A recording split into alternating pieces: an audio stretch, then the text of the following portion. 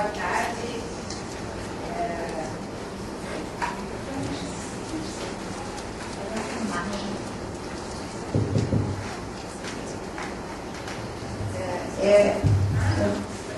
É um prazer muito grande estar aqui com vocês e nós temos participado, né, das discussões do laboratório de diversas maneiras, em diferentes momentos, por muitos motivos, e neste momento nós estamos aqui especialmente para falar um pouquinho do trabalho que fazemos em divulgação de ciência na Unisul. É um projeto muito bom. O trabalho com divulgação de ciência, ele já vem a partir do grupo de pesquisa que nós temos, que é um grupo de pesquisa em produção e divulgação de conhecimento científico, e que se desdobra no curso de mestrado em Ciências da Linguagem da Unisul, numa disciplina de tópicos, já encaminhando os mestrandos para as dissertações nessa área, com base na teoria e no método da análise do discurso, mas focando essa realidade da divulgação de ciência. Bom, especialmente nesse grupo, neste momento, então, é um momento que já se estende no passado, aí, né? Nós estamos experimentando uma revista eletrônica que nós intitulamos Ciência em Curso, né, que está online neste endereço que está aí, e que nos tem funcionado como um laboratório para pensar as questões da análise do discurso, para pensar as questões da mídia, as questões da rede, internet, e as questões da divulgação propriamente. Então, essa revista, para o desenvolvimento dessa revista, né, e da nossa própria reflexão, nós temos institucionalmente um convênio aqui com o núcleo de criatividade, e através desse convênio, então, um relacionamento no primeiro momento com o LabJOR, conhecendo aí, a partir disso, a revista Consciência, né, que nos foi, num primeiro momento, uma fonte de reflexão inspiradora para a gente começar, e depois também com o LabEURB, evidentemente, através das pesquisas e formulações que a gente tem assimilado e refletido e nos posicionado, enfim, a partir delas. No estado de Santa Catarina, a partir do estado de Santa Catarina, nós temos o apoio da FAPESC, que eu sempre confundo com FAPESC, né? Nós temos o apoio da FAPESC, que nos financiou a implantação, alguns equipamentos para implantação, e agora nos financia, agora sinalizou com mais um edital aprovado para mais uma rodada de equipamentos novos, e tem também nos ajudado como bolsistas, né? Então, a nossa equipe, né, só para mostrar para vocês, aqui nós temos, a Rosângela está aqui representando o LabEURB aí, na época em que nós estávamos trabalhando, porque ela estava lá conosco como visitante, né, ela passou um ano lá conosco, e os garotos, né, nós temos bolsistas, então a foto é propositadamente de lazer, né, porque escolha da garotada, mas enfim, nós temos um bolsista PIBIC, 2 bolsistas da própria Unisul, um estagiário, enfim, e além dos mestrandos que também estão desenvolvendo os seus trabalhos conosco, né? Bom, então, a Marci, que está aqui, é uma das pesquisadoras, e a Giovana, que não está, mas faz o doutorado aqui na Unicamp. Bom, em relação às reflexões do LabEURB que nos inspiram, né, nós temos várias e muitas, né, mas, enfim, vou citar 2 que nos localizam como pensamos a divulgação de ciência, né? Então, a noção de transferência da Amy Orlandi, por contraposição à noção de tradução da Autier, né, a grosso modo, falando rapidamente, mas o que isso coloca é que, pensado na corrente brasileira pela ENI, a divulgação de ciência, o que faz é uma transferência de um discurso para outro discurso, né? O que é muito diferente de você traduzir dizeres de um mesmo lugar ideológico, né? E com uma mesma materialidade, etc., como seria o caso da tradução. Então, nós entendemos a divulgação dessa forma, como uma transferência, e com todos os problemas que isso coloca, né? As dificuldades materiais. E em relação ao trabalho do Eduardo Guimarães, a gente também tem aí um ponto de referência, né? Quando o Eduardo diz que, no caso da divulgação científica feita pelo jornalismo, o que nós temos é um produto, ou seja, a notícia sobre ciência, né? A notícia sobre ciência. E quando a gente começou a pensar nesse projeto da revista Ciência em Curso, a gente tinha já uma decisão, né? No começo pouco refletida, depois muito formulada já de várias maneiras, de que a gente queria processo e não produto, né? Então, era e é o objetivo do grupo tornar visível o processo de produção da ciência e não a ciência como produto. Ou seja, a gente queria experimentar a divulgação de ciência não do lugar do jornalismo, né? Mas do lugar da academia.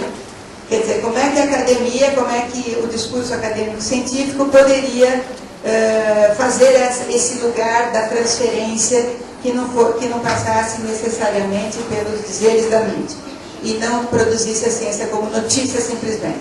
Bom, então foi nesse contexto que surgiu a revista Laboratório Ciência em Curso, uma revista de divulgação de ciência que tem como objetivo experimentar novas formas de divulgação.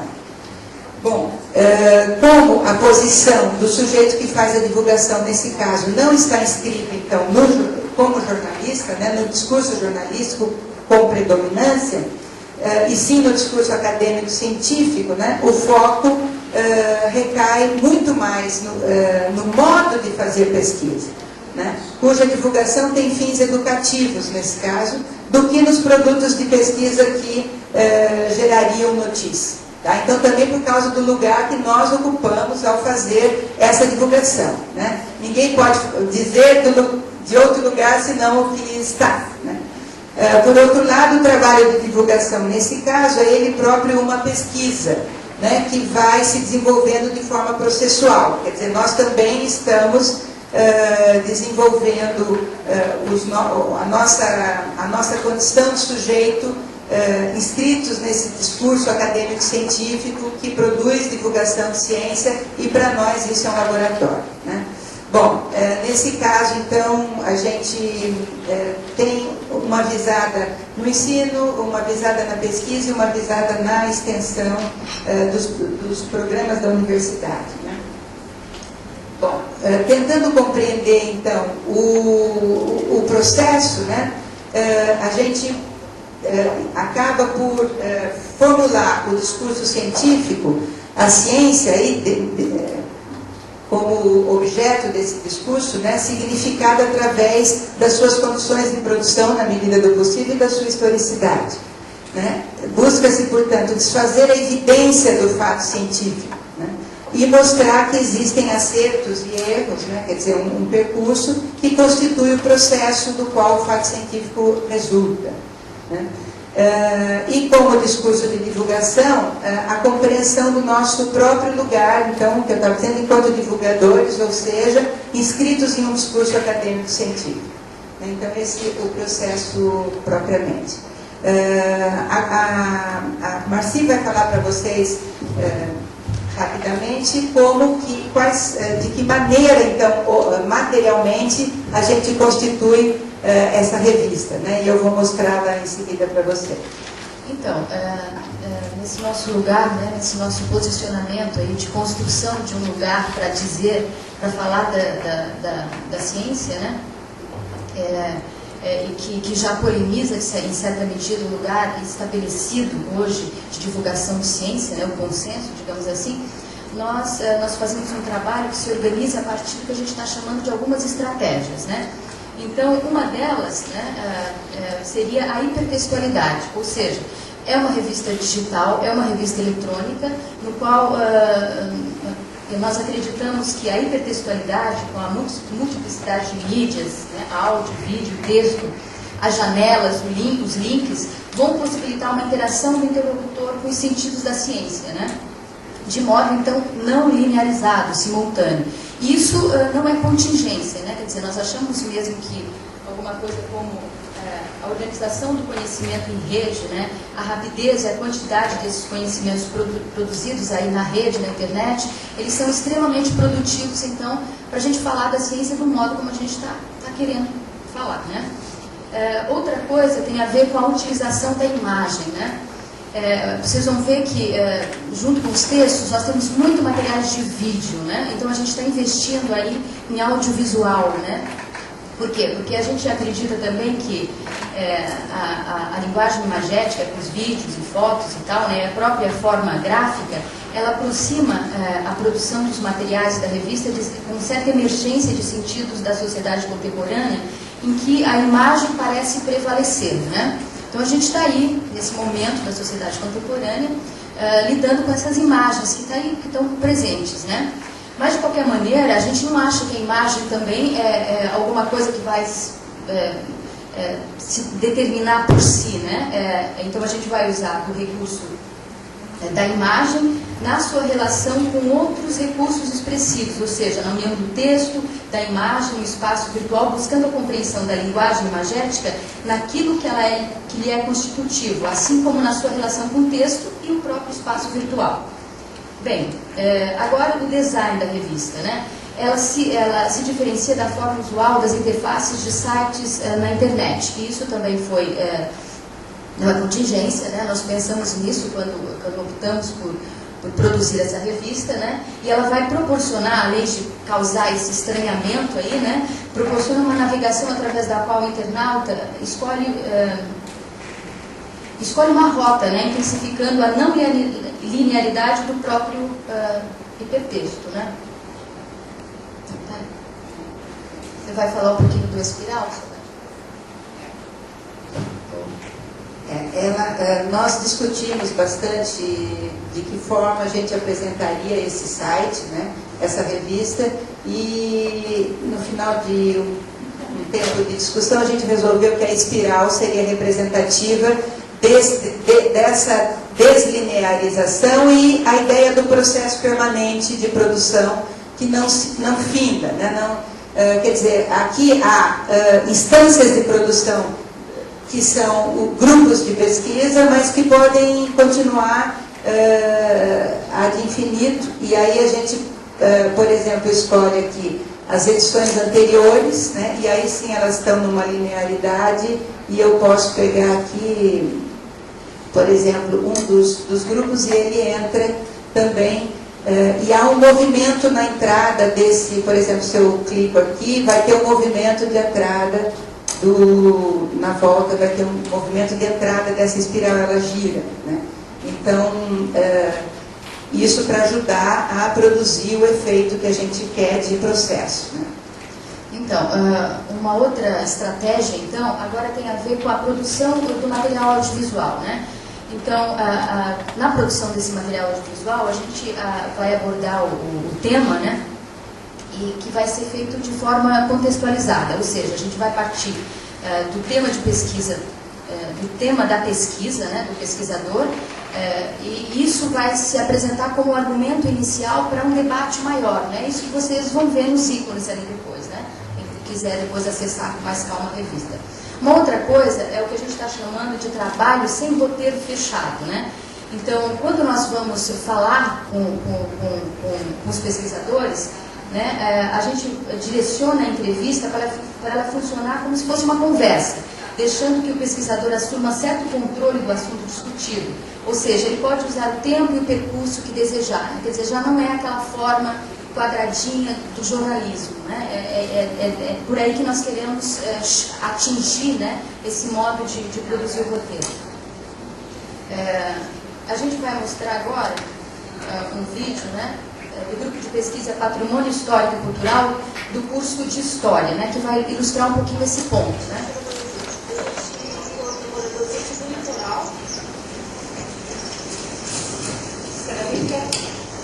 Agora vai dar um nó na cabeça. Está no meio das conchas? Sim. Porque cerâmica não é de sambaqui. Então, a gente vai pegar essas conchas aqui para datar também, ver se tem uma mudança desse sambaqui, ver se a gente acha. E agora a gente encontrou aquele pequenininho lá, aquela construçãozinha de concha pequena, e esse aqui, que a gente está achando de pela forma construtiva dele, que não é característica do sambaqueiro, porque o sambaqueiro, ele utilizava a concha para construir, né, para construir o seu espaço de moradia, enquanto que o G não, o G fazia, né, céu aberto e tal, ou em abrigos, como não tem abrigos, ele vai estabelecer espaço. Então ele pega essa dunas, faz dunas, e começa a fazer as fogueiras. Agora, a gente também não sabe se há um espaço de moradia ou se é apenas um espaço de ritual funerário, porque a gente está encontrando muito vestígio alimentar, né, muita fauna e muito esqueleto humano. E agora a gente encontrou um esqueleto com um padrão de sepultamento semelhante ao sambaqueiro. E já está confundindo um pouco. Então, aqui o G ele cremava os mortos, os sambaqueiros não. Então pode ser uma interação cultural, né? Alguma coisa está acontecendo aqui. Um casamento, de repente uma G casou com um sambaquiano, a gente não sabe se era homem ou mulher, mas aí a pessoa morreu e adotou o padrão de sepultamento do grupo que ele pertencia, né? Porque os outros ossos que a gente está encontrando, humanos que estão cremados, né? Então, aqui eu acho que fica evidenciado, né, o modo que a gente quer, de que modo a gente quer divulgar a ciência, né?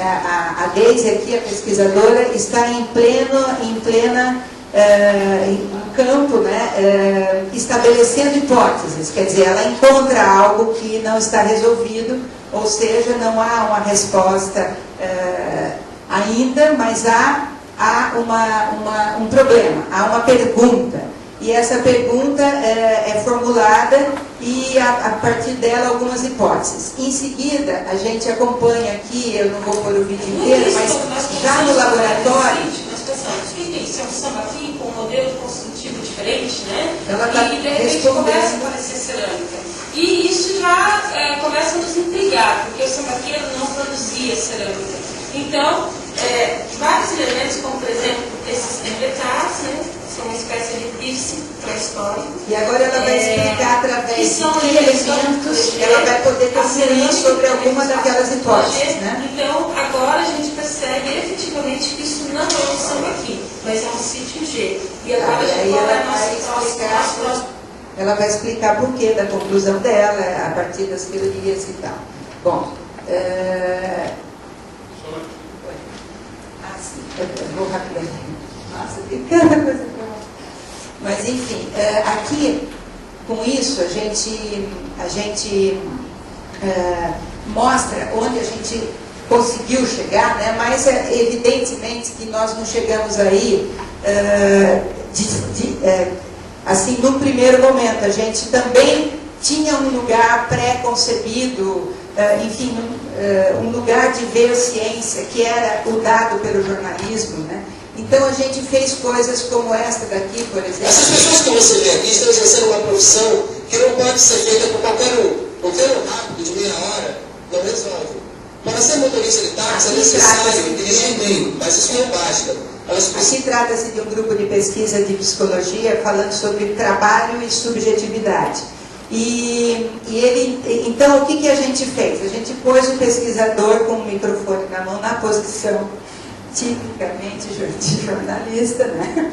Quer dizer, só está escrito embaixo que ele é um pesquisador, mas ele ocupa uma posição sujeito jornalista aí falando sobre o trabalho, as funções, enfim, exatamente como um jornalista faria, né? Depois dessa, nós fomos para uma outra experiência que um discurso bastante aí já acadêmico, pedagógico, então nós conseguimos sair do lugar do jornalismo e fomos para o lugar do pedagógico, e aí o pesquisador está dando uma aula, exatamente isso que ele está fazendo, e com estratégias aí midiáticas de passar o conteúdo para a tela e tal, mas de qualquer maneira é uma aula. Então aquele modelo que a gente chegou lá da Base, né, já é alguma coisa.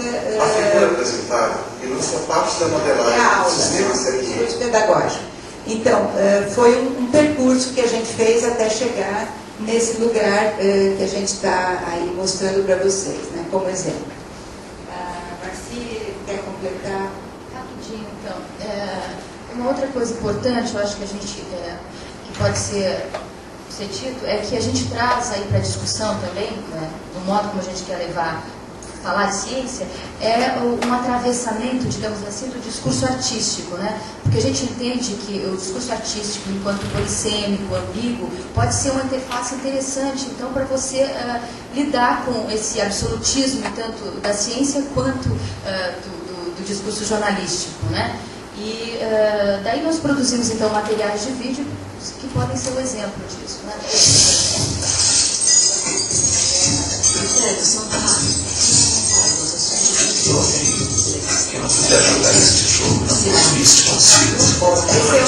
que faz pesquisa em comunicação social. Vermelho, azul, preto, branco. Podemos imediatamente apontar para coisas que têm essas cores. Mas a nossa capacidade para explicar os significados destas palavras não vai mais além. Na vida cotidiana estamos principalmente rodeados por cores e localização. É mais notável ainda que Você pode cortar só. Então, nós teríamos mais um vídeo, né, sobre o artístico, então aí funcionando junto com a divulgação, que seria já mais trabalhando com uma linguagem de documentário, né, mas uma linguagem de documentário mais contemporânea, que vai lidar com deixar o ruído no material, né, com closes diferenciados e tal, porque eu acho que vocês viram que o nosso material já traz não se apresenta enquanto um formato que você está vendo aí na mídia, né? Então o próprio recurso de trabalho de audiovisual já se diferencia, né? Tá. Agora, só para terminar, eu gostaria só de dizer um pouquinho para onde nós estamos indo, né? A pesquisa está seguindo que direção? Agora a gente vai ver rápido, porque depois nós temos outra coisa. É um minutinho. Bom, são duas coisas, né? Nós estamos trabalhando com buscador, fórum e site vinculado, né? Então, o buscador que nós estamos experimentando é um buscador que está criando memória de uso, né? Então, o buscador está cada vez mais repetindo o movimento do leitor do site, né? Cada vez ele fica igual a ele mesmo, quer dizer, vai criando uma memória, e isso também está produzindo para nós reflexão, e estamos também trabalhando com a minimização da mediação que nós estamos fazendo. Ou seja, a gente vai diminuir para uma ou duas aproximações como essa aqui da pesquisa, e depois remeter para o site do próprio pesquisador, e vamos trabalhar com o pesquisador na medida que ele tiver necessidade, para que esse site seja um lugar frequentado pelo leitor da revista de divulgação.